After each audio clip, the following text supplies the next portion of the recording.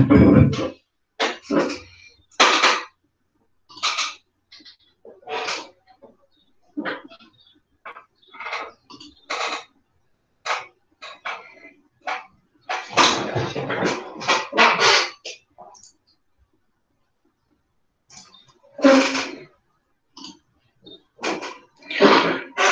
dia, pessoal! Bom dia, Nicolas e Mercedes!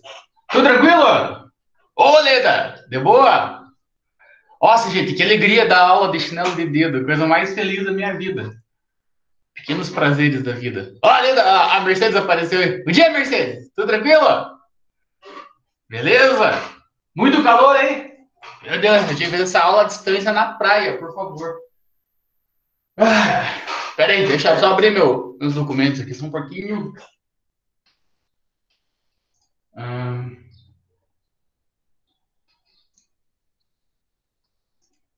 Sextou mesmo. Amém, né? Finalmente. Achei que nunca mais ia acabar esse mês e começar o novo. Na verdade, já acabou mesmo. Tá. Bom dia, Amanda. Ai, que legal. Enfim. Depois que me assustaram um monte falando que não funcionava slides, que travava o sistema, que dava um PT do tamanho do mundo, eu resolvi testar esse tempo atrás e foi bem de boa, né? Então, eu vou tentar mostrar para vocês aí os slides que fica melhor de bom, eu acho. Saudade de vocês também, Amanda. Depois que vocês acharam que eu não ia dar aula para vocês, né? Tinha esquecido de vocês. Seus cabeçudos, né? Como é que eu ia esquecer de vocês? Aí está as nossas coisas. Espera aí que tá errado o meu negócio aqui. Enquanto vai abrindo todas essas coisas aradas aqui, o professor Maio falou com vocês em relação à semana que vem? Ou ainda não? Ele falou que vocês vão trocar de horário, que você vai dar aula das 9 e ele vai dar aula das 10. Show de bola, é isso aí.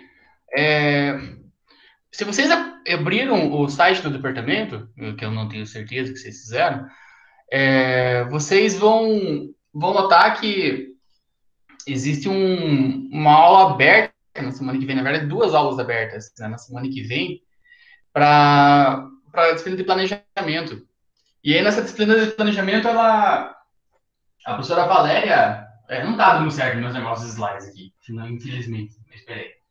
A professora Valéria vai chamar duas pessoas, uma professora que trabalha no Observatório de Turismo, e na terça-feira, isso, na quinta, eu acho, vai vir um outro, vai vir não, né? Vai convidado uma outra pessoa que é da Paranaturismo mesmo. E aí a gente estava conversando e tal, e entendemos que seria bem importante em relação a vocês entenderem todo esse contexto, que a gente vem discutindo bastante, o papel do planejamento e tal. E aí a gente pensou em fazer essa aula conjunta. Para isso, a gente precisou mudar com o professor Maio. E acho que agora foi os slides aqui. Acho que foi. A gente precisou mudar com o professor Maio, e aí a gente faz a aula de hoje, que a gente vai falar um pouco sobre o papel do governo, para ter algum sentido, né, essas aulas abertas para nós, que estamos no primeiro planejamento ainda. E aí a gente faz a aula hoje, faz a aula aberta com a professora Valéria, eu acho que talvez o 4º ano participe também, não sei bem certo como é que tá isso. E a gente vai também, e na quarta-feira a gente faz uma aula nossa de novo, e na quinta a gente retorna para essas aulas abertas da professora Valéria. Se vocês, na verdade, as aulas serão transferidas para lá. Então, na verdade, não tem muito poder de escolha, para ser bem sincero. Mas se vocês quiserem certificados, aí vai rolar também. Aí no final da aula, da palestra, não sei como que vão chamar isso, vai ter um link lá para vocês preencherem e fazerem a inscrição. Basicamente é colocar o nome no CPF, né, para poder gerar certificados. Não tem inscrição antes, então é só na hora mesmo, tá? Então fiquem relaxados em relação a isso. Então, para que vocês não confundam, não achem que eu esqueci de vocês, né? Semana que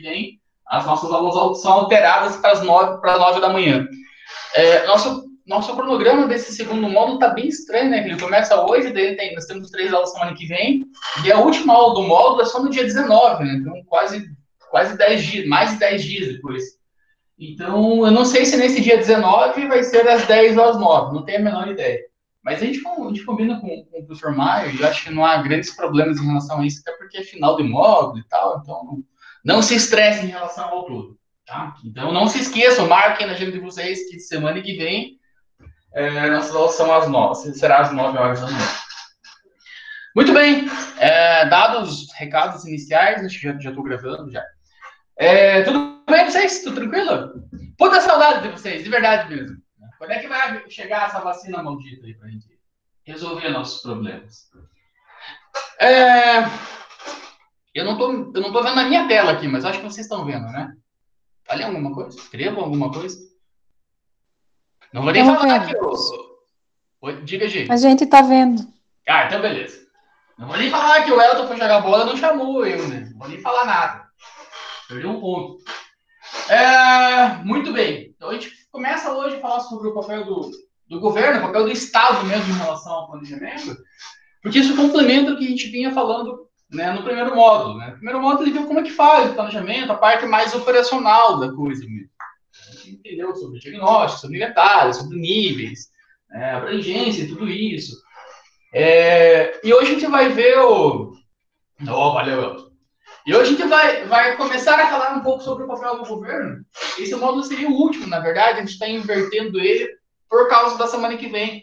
Já que a gente vai ter uma pessoa do Observatório do Turismo, o que é muito legal, na verdade, eu não sei se vocês frequentam esses espaços de observatório, né? Ou talvez o mais famoso desses observatórios seja o Observatório da Imprensa. A gente tem um papel bem importante em relação ao Observatório do Turismo também. E aí, logo em seguida, a gente vai ter a fala com o rapaz não, né, com o professor que trabalha lá para Paranaturismo, e aí, né, faz todo sentido a gente, né, antecipar o módulo, né, no final das contas não tem muito problema em relação a isso. Então tá, né, o que a gente tem de início? Né? Então, o papel do governo, né, a gente se questiona, né, qual que é o tal do limite, né, do governo. Né? Todo esse material está lá no Google Classroom de vocês. Ó. A gente tem uma guerra de versões bastante né, não sei se detalhada, mas bastante acirrada nos últimos tempos, né, em relação a capitalismo, a socialismo. Né, nas últimas eleições, um dos principais medos aí da galera era achar que o país viraria uma nova Cuba. Né, tava essa treta aí que não tem nada a ver uma coisa com a outra. Né, só que o pessoal usa do discurso para fazer com que, né, as suas ideologias, né, as suas vontades, elas falem mais alto. Né? Então, a gente sempre se pergunta, né, até que ponto o Estado deve intervir em algo. Né? E aí vai depender muito mesmo, né, da posição política de vocês, a verdade é essa. Né? Tem gente que entende que o Estado tem que ser extremamente forte, né, e para isso você tem que ter um Estado que cobra muito imposto, né, porque o Estado tem que dar conta de tudo. Tem gente que acha que o Estado tem que ser mínimo e aí deixa que o mercado regule, né, todas as relações comerciais e de produção, e os dois são ruins, na verdade. Né? A gente não tem uma coisa boa, assim, né? Se coloca na mão do mercado, tipo, mas veja que, né, para a telefonia funcionou muito bem, né? Antes de privatizar, antes de colocar nas mãos da iniciativa privada, né, toda a operação, né, das redes, principalmente as redes móveis dos celulares, é extremamente cara, era difícil ter um celular, para fazer ligação, mesmo que quem não tinha celular queria ligar para alguém que tinha, era um valor absurdo. Então, para a telefonia fez muito bem privatizar. Né? De fato fez, né? Tinha algumas ligações que fazia, né, para os Estados Unidos que custava, na época, né? Custava 5, 6 centavos o minuto, e para você ligar para, né, o norte, nordeste do país, era mais caro do que isso. Então, né, ficou bom. Por outro lado, né, a gente teve aí uma tentativa ou uma imaginação, um sonho de que se deixássemos nas mãos das companhias aéreas a relação com as bagagens, principalmente, o preço das passagens iria ser mais baixo, né? Porque chegou-se à conclusão de que muitas pessoas viajam sem nenhum tipo de bagagem, né? Isso acarreta em menos peso na aeronave, que gera o consumo menor de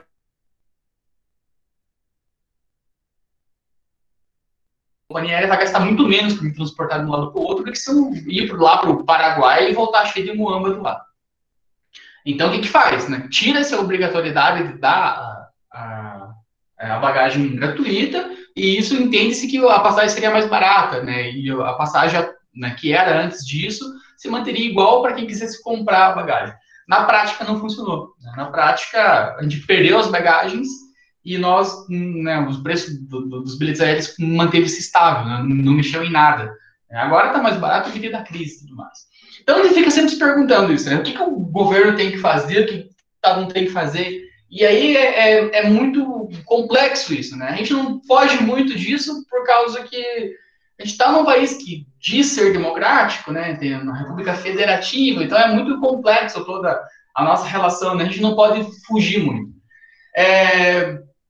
Tem umas perguntas aí, né? Que as modernas economias, né, admitem que quanto menor a participação do Estado, melhor ele se desenvolve. Né? Na teoria, sim, é mais ou menos por aí mesmo. É por isso que os governos tendem a privatizar quase tudo, né? Tá uma discussão bem grande hoje, né, em relação à privatização ou não dos Correios, né? Pelo que parece, vai ser privatizado de qualquer jeito. Isso, né, tem uma carga muito boa, né? Tem algumas coisas que eu entendo que o Estado não tem que oferecer mesmo. Então, tem que sair fora, tem que deixar que a iniciativa privada, né, faça a sua parte, né? A questão principal é que o Estado tem que ter um papel de regulador muito forte. Então, uma coisa é, né, a gente aqui no Paraná abrir mão de todas as nossas estradas, né, e passar isso para a iniciativa privada, né? Porque a estrada custa pra cacete, é ruim de fazer a manutenção, tem que duplicar um monte de trecho, tem que ficar sinalizando o tempo todo.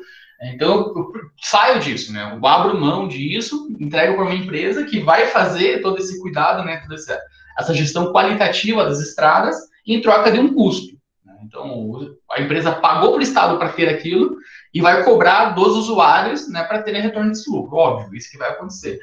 A questão principal é que o Estado tem que ser muito forte, tem que ser muito regulador, para que não deixar que os preços sejam abusivos. O que a gente tem nos nossos pedágios do Paraná, principalmente. Então, foi muito complicado isso. É diferente, por exemplo, da mesma gestão que acontece exatamente igual se o Estado tem um poder diferenciado em Santa Catarina. Quando vocês vão para Camboriú, para Florianópolis, os pedágios de lá são ridiculamente baratos. Né? É muito bom viajar por ali. Então, a estrada é excelente, né? Então não tem essa contrapartida, né? O pedágio é barato, mas a estrada é ruim. Não tem nada disso, a estrada é ótima, né? E o pedágio é um preço extremamente, né, justo, vamos colocar assim. Então, o Estado tem que fazer a sua parte nesse sentido. Aí, nesse slide, está falando sobre a crise de 2008. Né? Vocês eram muito jovens na época, eles eram crianças ainda em 2008. Em 2008, a gente teve uma crise imobiliária muito forte, né? Principalmente, né, a bolha imobiliária explodiu nos Estados Unidos, onde qualquer pessoa tinha a capacidade de crédito para comprar qualquer coisa, praticamente, em relação a casas. Então, você tinha pessoas que, né, não tinham salários tão altos, morando em mansões mesmo. Então, os caras financiavam e tudo mais. Chegou uma hora que isso, né, desabou, não tinha mais como.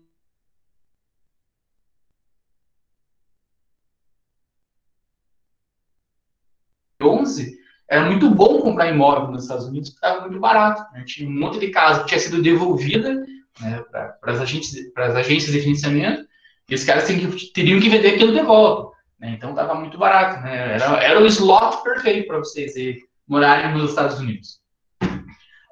Então, essa crise de 2008, né, o liberalismo total do mercado financeiro, né, acarretou numa crise imobiliária gigantesca, né, que teve respaldo de todo mundo. Aí faltou, né, a intervenção do Estado. Não, peraí, você não pode, né, liberar linhas de créditos milionárias para quem não tem capacidade de liquidez. Acontece isso. Né? Então, tem esse problema bem, bem forte aí em relação a esse limite mesmo do governo. Depois disso, eu posto para vocês que dois malucos aí, né, vocês devem ter estudado esses caras aí. O primeiro da esquerda é um filósofo, um economicista, não sei se é economicista que fala, é um cara da economia, né, chamado Adam Smith. Né? O cara que é o precursor, né, total, né, do liberalismo econômico. Então tem uma frase bem impactante dele: os mercados privados deveriam ser liberados da tirania do Estado. Né? Então, ver o Estado como algo opressor mesmo, né? Que de fato praticamente é. Né? Vocês lerem um outro livro bem famoso, né, da filosofia chamado Leviatã, né? O Leviatã é o grande mal, né, o grande câncer, né? E o Leviatã ele é representado pelo Estado. E ele fala que os governos deveriam ter o cuidado, deveriam ter cuidado, né, ao interferir nas operações dos mercados. Né? Sim e não, né? Estão vendo aí que o Estado não está fazendo nada em relação ao preço do arroz, por exemplo, e aí está bem complicado. Nem sei quanto está o quilo do arroz, mas está caro pra cacete. Né? Todo mundo está reclamando, pelo menos. Então aí falta um pouco de intervenção do Estado. Né? Quando o nosso presidente foi questionado sobre isso, né, sobre se o Estado ia fazer algum tipo de interferência ou não, ele disse que não. Né? Se ele faz alguma coisa hoje, né, o mercado negro, o mercado secundário aí, né, dá suas caras e a coisa fica pior, né? Não sei, aí vocês, né, pensam. E o cara da direita diz aí alguma coisa um pouco similar, né? Só que é de uma maneira mais leve, né? Que é tido como uma economia, né, mais moderna, vamos colocar assim, né? Que esse cara é o John Keynes. Né? John Keynes coloca lá que o governo tem o dever de criar empregos, diretamente com programas de obras públicas, estradas, etc. Essa ideia do John Keynes, né, em relação ao governo com a obrigação de gerar algum tipo de emprego, né, ele foi muito ao encontro de um presidente muito famoso dos Estados Unidos chamado, não lembro o primeiro nome dele, mas o Roosevelt. Né? O Roosevelt se inspirou muito em Keynes, quando os Estados Unidos estava passando por uma crise econômica gigantesca, não tinha emprego, salvo engano, bem na esteira ali na crise de 29. Ninguém tinha emprego, né, os Estados Unidos estava, né, definhando a economia americana e Roosevelt resolve fazer uma represa gigantesca. Né, e aí, com essa represa, ele gera uma pancada de emprego. E aí se começa a fazer a roda da economia girar de volta. Então, tem algumas visões aí, né? Essas são as visões que são adotadas na maioria dos países, né? Se você pegar a China, a Coreia do Norte e tal, isso muda drasticamente, mas de uma maneira geral, né, no contexto global, hoje a gente tem essa tendência, esse neoliberalismo econômico muito forte. Ao que parece, isso vai se manter por algum tempo ainda, né? Se é que vai se esgotar em algum momento. Né? O nosso padrão de consumo está ficando muito homogêneo né, ao longo de todo o planeta, mas isso é outra discussão. Ainda sobre, né, qual que é o limite desse governo? Né? A gente ainda não tem capacidade própria, né, pelo que a gente vem observando em vários casos, de fazer uma autogestão, vamos colocar assim, né? As pessoas não têm a capacidade ainda de entender, né, o que seria um anarquismo, por exemplo, né? Que você não tem a figura de um ser superior, né? Não existe isso, né? Cada um faz o que quer e tal, né? Só que nós temos uma grande dificuldade em entender e respeitar, né, o direito, o espaço do outro, né? Essa é uma dificuldade muito grande que está inerte em nós. Então nós temos essa necessidade do governo, na verdade ainda é essa. E aí você vai ter um controle social, né? Você vai ter que, em tese, né, que os interesses da população, né, não entrem em conflito aberto, por exemplo, né? Que aí vai ter um problema muito maior em relação à sociedade como um todo. Né? Você tem vários exemplos em relação, né, a grupos rebeldes, né? A gente tem, principalmente, né, no Oriente e tudo mais. E isso a gente vê que é bem complexo. Um outro exemplo, para não ficar tão longe assim de nós, né, para não ficar taxando os malucos lá que ficam se matando o dia inteiro, a gente teve uma crise no Chile aqui, né, o que um ano atrás, um ano e meio atrás, né, subiu o preço de, sei lá, não lembro exatamente, que o transporte público, e aí, né, somado a uma porrada de outras coisas, né, os chilenos se revoltaram contra o governo e quebraram o pau lá, né, os caras dominaram a cidade. Então, a gente precisava do poder de polícia do Estado para tentar acalmar aquilo, para tentar fazer que, né, que voltasse ao dito normal, vamos colocar assim. Discutindo o papel do governo, a gente vai pensar assim, as funções básicas. Né? O que o governo deve oferecer? Na filosofia e tal, lá que não vai entrar nessa pira, né? Tem alguns filósofos bem importantes que defendem que o Estado tem que garantir só a segurança e mais nada. O que o Estado tem que promover? Fazer com que as pessoas tenham a capacidade de sair de casa e voltar para casa vivas. O Estado tem que ser atuante nesse sentido. E todo o resto, saúde, educação, as coisas que é resto. Né? Tem essa conotação de uns filósofos mais pesados, assim. Então, poxa, mas eu não acho justo, porque é difícil, né? A gente não é todo mundo que tem dinheiro para pagar, né, uma educação e tal. Né? Então a gente não vai entrar nessa vibe tão extrema, mas a gente tem algumas, né, algumas conotações aí que a maioria das pessoas tem como verdade ou como, né, requisitos básicos mesmo. Então o primeiro deles é a manutenção da ordem social, né, que as pessoas não saiam se matando por aí, né, para a gente não tenha, né, o perigo de sair né, da nossa cidade e vão passar as férias no Rio de Janeiro, chegando na fronteira do Rio e ter fuzilado, né? Tipo, não queremos paranaenses aqui. Então, manutenção da ordem social, né, a galera, né, tem a capacidade de convívio harmônico, que as pessoas, né, não saem saqueando lojas e tudo mais. Então, ordem social, legal. Segunda função do Estado básica, né, obter, né, o progresso econômico. Né? Ouve falar muito de economia. Principalmente para quem é mais encarnado com política, assim, vocês veem que tudo é economia, né? Nas campanhas presidenciais tinha um candidato, né, o Henrique Meirelles, que só falava em economia, né? A galera zoava, tinha um monte de meme dele na internet. O cara só fala em economia, mais nada. Né? E aí, certa vez, ele responde isso, né? Tipo, os outros candidatos estão falando que vão dar isso, dar aquilo, mas não tem dinheiro para fazer isso, né? Então, primeiro tem que ter uma economia forte, tal. De certa forma faz sentido o que ele estava falando, só que ele falava de um jeito que ninguém acreditava. Além disso, né, garantir de padrões mínimos, né, de vida à coletividade, nós temos a nossa Constituição Federal aí, que traz que todo brasileiro tem direito à vida, não sei o quê, mas nossa Constituição também, né, traz algumas coisas que não são cumpridas. Né? Tem lá que todo brasileiro, uma coisa assim, tem direito a habitação, a saúde, sabe? É uma porrada de coisas assim, que todo mundo tem direito, né? Mas que na prática não ocorre, né? O Estado não tem que ser mãe também, né? Nem pai de ninguém. O Estado, né, tem que dar condições em que as pessoas, né, consigam viver, né, dignamente por si próprias. E entra uma crítica muito forte em relação a esses programas de transferência de crédito, de dinheiro mesmo, né, do governo para famílias carentes. É um problema isso. Né? E claro, a gente, né, não se trata hoje do auxílio emergencial, eu falo tanto, mas o programa Bolsa Família, né, que agora está criando um nome, vai ficar maior e dá mais dinheiro, aquela coisa mais, ela funciona muito bem para a popularidade do governo. Né? Se vocês pegarem os índices de aprovação do nosso presidente antes do coronavírus e após o coronavírus, vê que teve um salto gigantesco de aprovação. Está muito condicionado em relação ao auxílio que teve, em relação, né, ao auxílio emergencial que teve no coronavírus.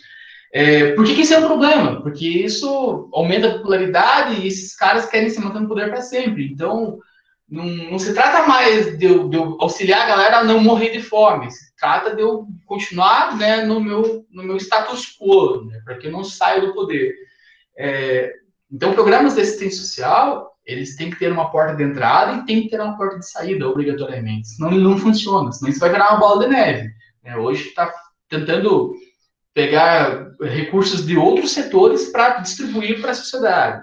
Amanhã vai ser de outro setor, e isso é uma bola de neve que não acaba nunca. Né? Muita gente se questionava antes, mas o Bolsa Família é, sei lá, R$100, nem sei quanto é, R$200. Como é que isso garante com que o cara vote lá no maluco lá por causa de R$200, por causa de uma mixaria dessa? Vocês estão vendo aqui que de fato isso acontece, né?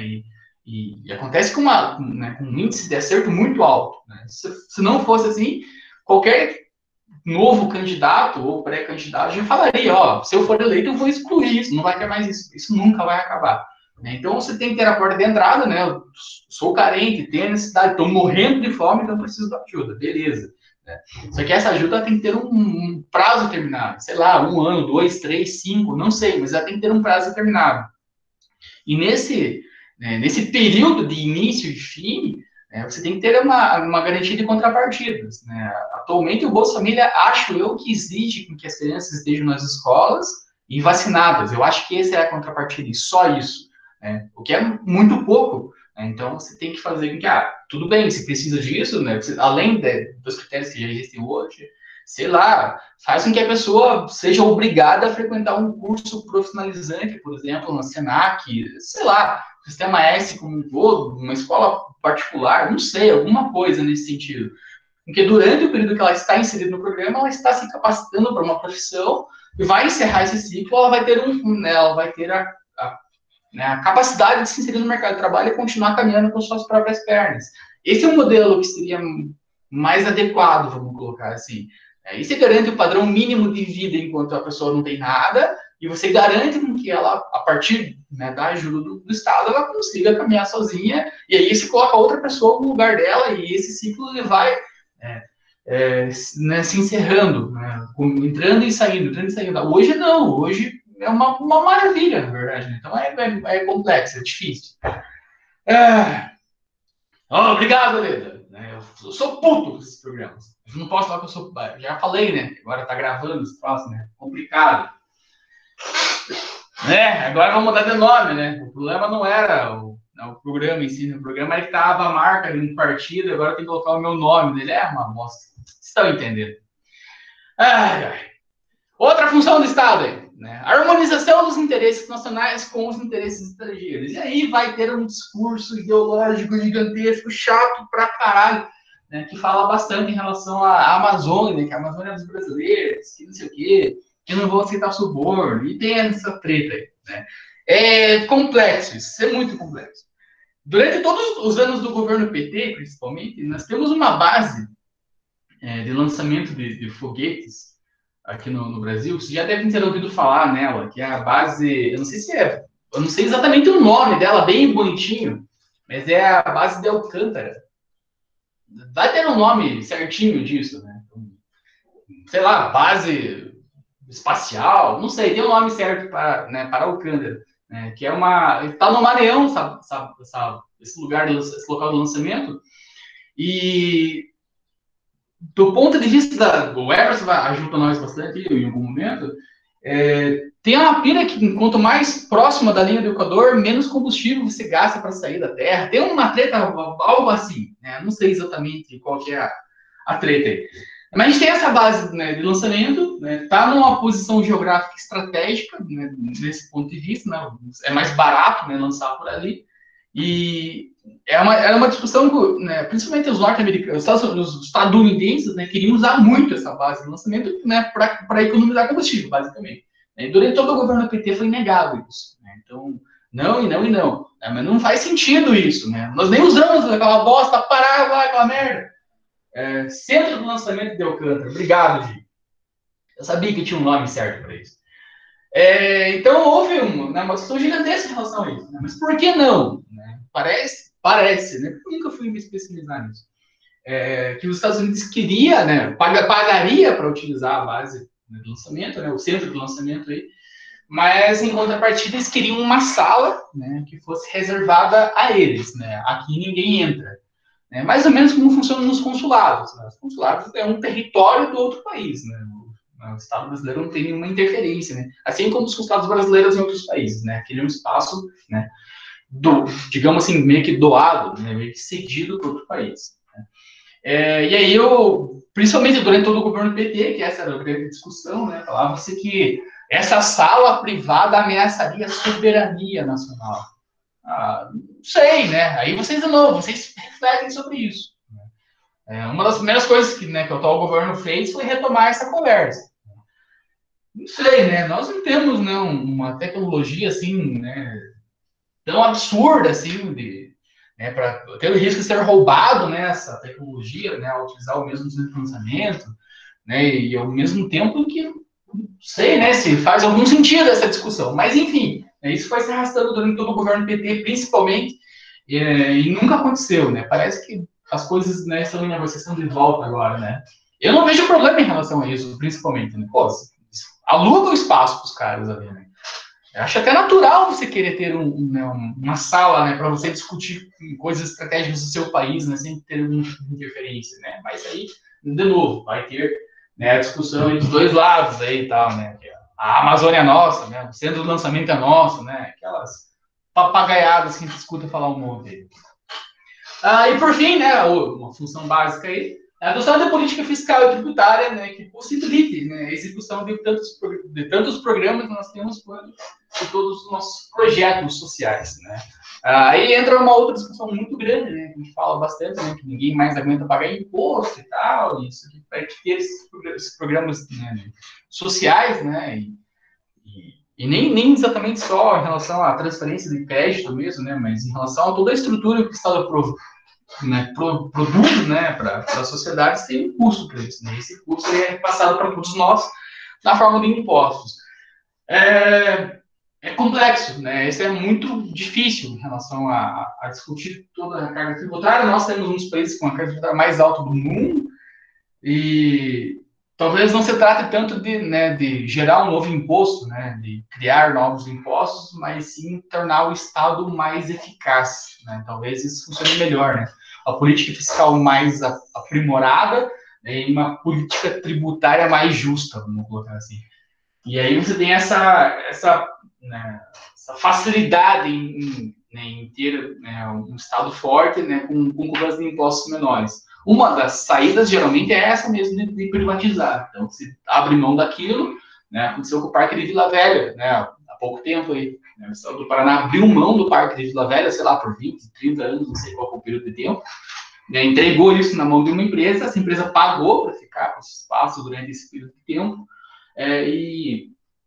e agora ela vai cobrar das pessoas que vão lá visitar. Né? Para o Estado é muito bom isso, né? Porque o Parque de Vila Velha, ao que tudo indica, né, em relação aos relatórios e tudo mais, o parque nunca se pagou, né? Então ele sempre deu prejuízo para o Estado. Né? Hoje não, hoje ele dá lucro, né? Ainda que seja um lucro não tão grande assim, mas o Estado não gasta mais né, com o dinheiro ali, está só arrecadando de uma outra empresa. Então, né, essa é uma política né, que em tese funciona. Né?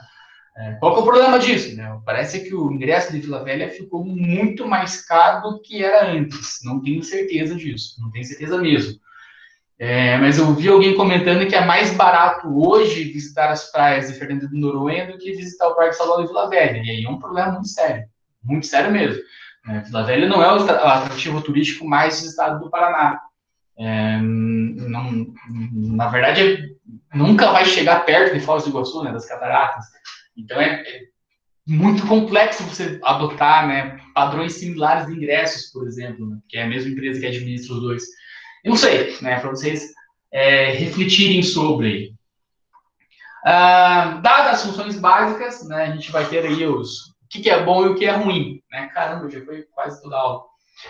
O que é bom? Né? Quando o Estado intervém em alguma coisa, ele pode gerar mais empregos, né? Então se estimula lá que seja construído um aeroporto no meio do nada. Lá. Brasília, por exemplo, vamos construir a capital, né, do país, né, no meio do nada. Né? Se gerou uma pancada de empregos. Quando você tem algum tipo, né, de planejamento, né, você pode atrair algum investimento, né, de capital de fora. E aí também, né, a utilização dos programas que a gente já falou para vocês aí. Tem aí para falar para vocês sobre projetos sociais, né, introdução de projetos sociais e indução de investimentos privados, né, a gente já falou bastante sobre isso, acho que ficou muito claro, né, a que se refere cada um desses dois espectros aí. O que é ruim? Ruim é a estatização excessiva, né, durante o governo Vargas, principalmente, né, parece que o Brasil queria produzir absolutamente tudo, né? Então a gente fez lá a Fábrica Nacional de Motores, né? Que chamavam bastante lá o FNM, né? O famoso FNM. Nós tínhamos todas as, né, a iniciativa pública atuando nas comunicações. Aqui no Paraná nós tínhamos um lugar que até hoje, assim, para algumas pessoas, né, provoca um certo status, né, chamado Telepar. Né? Eu trabalhava na Telepar, era muito bem de situação financeira, né? Falavam, pelo menos. Né? E esse é um problema, né? Quanto mais coisas o Estado, né, abraça, mais, né, custos, mais problemas geram para o Estado. Né? Então, esse é um problema muito, muito grave. Né? Além de tudo isso, nós não somos um país de ponta em relação à tecnologia. Parece que quando o Collor entrou no governo, ele falou que os carros brasileiros se pareciam mais com carroças do que carros. Alguma coisa nesse sentido. Ele falou alguma coisa nessa linha, assim, né? Porque nossa fabricação dos motores era ultrapassada, né? Nós não temos, né, nada assim que a gente mostra, né? Nesse aspecto a gente desponta nisso, na produção, sei lá, de aspirador de pó. Não temos nada assim que seja assim, fodástico na tecnologia, né? Nós somos grandes importadores de tecnologia. Então é complicado você conseguir estatizar tudo, você não dá conta disso, né? Quando foi descoberto grandes reservas do pré-sal, muita gente falou que o Estado não deveria privatizar, o Estado deveria, né, nós mesmos extrair aquilo e vender aquilo, né? Nós temos a Petrobras, né? O petróleo é nosso, né? Aquela história toda, né? Bastante ufanista, né? Um discurso muito forte, né? Nós não temos a menor tecnologia de explorar aquilo, nós nem sabemos como que tira aquilo lá de baixo, então é complexo. Quando você tem essa situação muito grande, né? Você tem tudo isso vai ser decorrente, né? Você tem um caso de corrupção bastante provável, né, bastante fácil de ter um nível de corrupção muito grande. Vocês viram tudo que aconteceu com a Petrobras, com os Correios também, inclusive. E aí vocês descobrem que quando você nomeia alguém para ser diretor de algo, né, a tendência de que ele passe impune, né, e que seja tudo mentira é muito grande. Vocês veem que a cada denúncia, os caras no apartamento dos malucos tem milhões de dólares lá em gaveta, em cueca, no lixo, e nunca né? Nunca é desvio, nunca é corrupção, nunca é nada disso. Sempre vou provar os autos, sempre é o mesmo discurso ridículo, né? Não faz o menor sentido isso. Outro problema é o mau uso dos recursos públicos, né? Vocês veem um monte de contratos superfaturados, vocês veem, né, grandes problemas em relação a tudo, né? Um exemplo mais, né, que entrou em debate essa semana aí, né? Falou-se bastante do Maracanã de volta, né? Que custou não sei quantos bilhões e tal, né? O Maracanã está no Rio de Janeiro, um lugar extremamente quente, que bate sol o dia inteiro, né? E tem áreas do gramado do Maracanã que não bate sol pela arquitetura do estádio, né? Não deixa que raios solares batam em determinados espaços do gramado, né? Então, como assim? Né? E você tem que colocar, né, outras tecnologias para fazer com que o gramado tenha fotossíntese e tal. Então, isso é péssimo, isso é horrível, né? Tem a questão do nepotismo, né, que na legislação não permite isso, né? Se eu sou prefeito da cidade, eu não posso nomear meu filho, mas aí eu tenho um amigo que é, diretor sei lá, do hospital regional, e aí esse diretor que vai empregar meu filho, então o nepotismo continua acontecendo, né, normal, só que, né, com uma cara diferenciada. E aí você tem um problema grande em relação à ocupação de espaço mesmo da iniciativa privada, né? A iniciativa privada não consegue entrar nisso, né? Na discussão dos Correios fala-se bastante disso, né? O governo tem a prerrogativa de fazer a entrega de cartas, principalmente cartões postais, é uma prerrogativa eminentemente do Estado, né? Ninguém pode fazer isso, né? Por que foi feito isso na época? Não tenho a menor ideia. Certo? Eles tinham medo que a galera violasse a correspondência, ou o Estado queria violar a correspondência, né? E aí ele, né, se valeu de uma lei para colocar isso, né? E agora está mudando, né, essa questão, né? Mas vai ser bom, vai ser ruim. Para a gente finalizar, estourou nosso tempo já, na verdade, né? Eu quero só começar a falar para vocês, pelo menos em relação a... São 2 slides só. Sobre o que a Organização Mundial do Turismo fala para nós, né? Essa é uma publicação que está em espanhol, né? Só que a gente fez uma tradução direta para vocês verem. Então, o marco da responsabilidade do Estado na gestão do turismo. Fala-se, né? A OMT fala-se para nós, né? Que em épocas anteriores, né, o turismo era estimulado unicamente pela iniciativa privada, né? As pessoas, né, conseguiram entender que a galera gosta de viajar, precisa viajar, é uma necessidade humana, e começou a ganhar dinheiro com isso. E aí os estados perceberam isso, né, que, pô, gera grana, e aí começou a ter algum tipo de interesse, né, e começou a legislar a favor delas, né. Veja que a opção da OMT é muito bonitinha, assim, é muito política, né, para falar a verdade. O problema principal do turismo em relação à gestão pública e privada é que o turismo está bem no meio dos dois. Isso é muito complexo vocês trabalharem com algo que fica bem no linear, bem na linha de transição entre um e outro. Vamos pensar um destino, vamos pensar que vocês, né, abriram lá hotel, restaurante, agência de viagem, um monte de coisa. Tudo isso é iniciativa privada. Só que se vocês não tiverem uma condição de acesso boa, sanitização boa, segurança, saúde e tudo mais, essas coisas elas acabam, né, perecendo, acabam, né, definhando mesmo. Pô, tem um resort maravilhoso aqui, só que para eu chegar nesse resort, ou eu preciso de um helicóptero, ou eu preciso de, né, ter um carro 4x4 e eu vou demorar 6 horas para chegar até ele. É muito ruim. Né? Então eu fico bem no limiar, assim. Se o Estado só dá condições de acesso, por exemplo, né, para simplificar muito, para chegar em determinado lugar, e a iniciativa privada não entra lá para oferecer alimentação, hospedagem, toda a cadeia, né, do turismo, né, o investimento do Estado fica, né, meio que à toa. Se eu só a iniciativa privada chega no espaço e não tem a, né, a ajuda do Estado, né, é muito difícil de sobreviver. Então fica bem no meio dos dois. Né? Então é difícil isso, porque daí se envolve interesse de dois grupos bastante distintos que muitas vezes não conversam um com o outro. Então é dificílimo isso é bem complicado. A OMT coloca para nós, né, que o Estado tem que ter esses 5 critérios aí. Né? E a gente encerra por aqui a aula. O primeiro deles, assegurar o direito ao lazer e às férias. Né? O Estado brasileiro faz isso. Né? Na verdade, quase que todos os estados fazem isso. Né? Aqui nós temos 30 dias de férias. Né? Na França são 40 dias, mas não são 40 dias consecutivos. Você pode pegar, acho que, 4 vezes de 10, é uma coisa diferenciada assim. Nos Estados Unidos, a cada ano que se trabalha, aumenta um pouco o teu tempo de férias. Então, acho que do 1º ao 5º ano, você tem 1 semana de férias por ano. Do 6º ao 10º, tem 2 semanas. Mais ou menos assim. Então, o Estado tem que assegurar o direito. Então, acho que a maioria dos estados, né, promovem esse direito, né, ou asseguram esse direito. Segundo item, preparar os cidadãos para o turismo. Aqui não sei se o Estado brasileiro, principalmente, de fato, faz alguma coisa em relação a isso. Não sei mesmo. O projeto aqui do nosso departamento, Conhecendo o PG, ele prepara, de certa forma, os cidadãos para o turismo, só que, claro, que ele é uma cadeia muito pequenininha, né? Ele tem 10 anos de existência e atingiu cerca de 10 mil pessoas.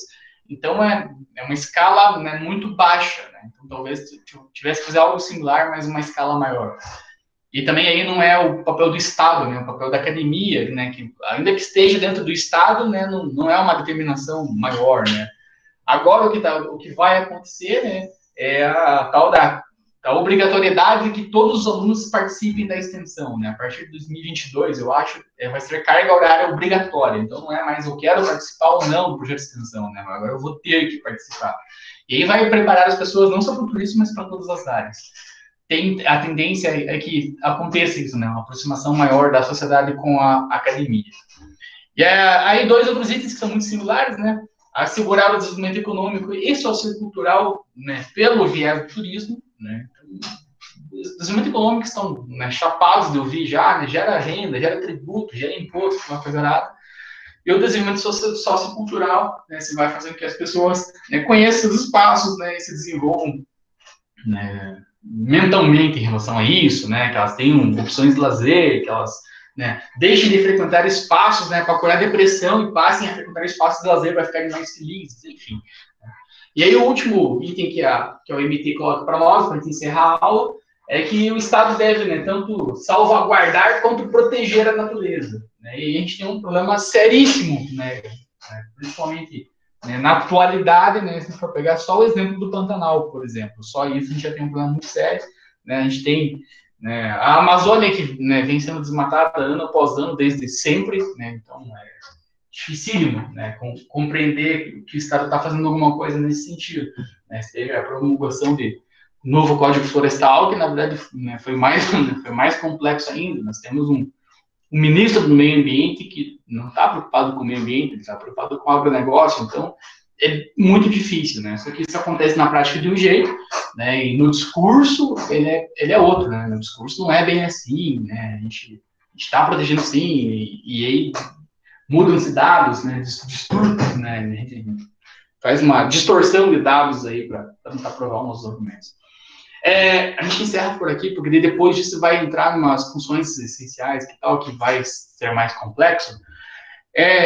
De geral, né, para vocês entenderem esse contexto, né, que está bem no limiar mesmo, bem no ponto de encontro entre as duas iniciativas, né, pública e privada, né, todos os problemas que o Estado tem, acima de tudo, né, a incapacidade mesmo do Estado em promover muita coisa, né, a gente tem o Ministério do Turismo, né, criado em 2002, que nunca teve um turismólogo na pasta, né? Tem nos cargos menores, né? Mas o ministro do turismo nunca foi, sempre é que são cargos políticos, né? Então é muito complicado, porque hoje o cara que é ministro do turismo, amanhã ele é ministro da comunicação, e depois amanhã ele é ministro da saúde. Então, né, parece que ser parlamentar, né, ser deputado no Brasil te qualifica para qualquer coisa, e não é bem assim, né? Não é nem um pouco por aí, é difícil isso. Entenderem tudo isso, entenderem que a gente tem algumas funções, né? Isso, por um lado, pode ser bom, por outro lado, vai ser ruim, né? E esses são os critérios, né? Que a Organização Mundial do Turismo, nosso órgão máximo, né, em relação né, a pesquisa, né, de vanguarda mesmo em relação a toda, né, a cadeia produtiva do turismo, coloca para nós, né, que o Estado tem que garantir isso, né, esses 5 critérios aí. Poxa, mas esses 5 critérios são muito poucos, é muito básico ter essas 5 coisas aí, mas ainda assim essas 5 coisas que são extremamente básicas não estão acontecendo. Então, vejo que a gente tem uma caminhada, uma jornada bem longa aí para que as coisas de fato aconteçam. De hoje é isso, pessoal. Vocês têm alguma pergunta, alguma sugestão, alguma crítica, algum elogio, alguma, sei lá, qualquer coisa? Falem alguma coisa, estão aí, estão vivos ainda. Estamos sim. Obrigado, Amanda. Não, hein? Tudo Eu certo. reparei que na última aula, que não era aula, né? A maioria de vocês tava com a câmera aberta, né? Daí depois que tem aula de verdade, tudo uma câmera fechada. Maravilha. É que na verdade a gente ia fazer tipo uma surpresa, assim, mas daí não tinha aula e a gente burro não sabia. Entendi. Não, mas tranquilo, relaxa em relação à câmera, não se incomoda, não comigo, pelo menos. Beleza, pessoal? Então, ficamos por aqui. Terça-feira que vem a gente tem aula com a professora Valéria. O link do Google Meet que vai rolar a aula de terça-feira já está lá no site do Departamento de Turismo. Então, vocês só acessam lá e copiam e colam. Beleza? Beleza, bom final Obrigado, de Amanda. semana. Bom final de semana para vocês também. Né? Se cuidem, fiquem em casa. Diga, gente, interrompi, eu acho. Não, era bom final de semana, beleza? Valeu, então. Valeu, obrigado, Gi, obrigado, Leonardo. Até mais, Leda. Obrigado, Amanda. Tchau, Rebeca. Até terça.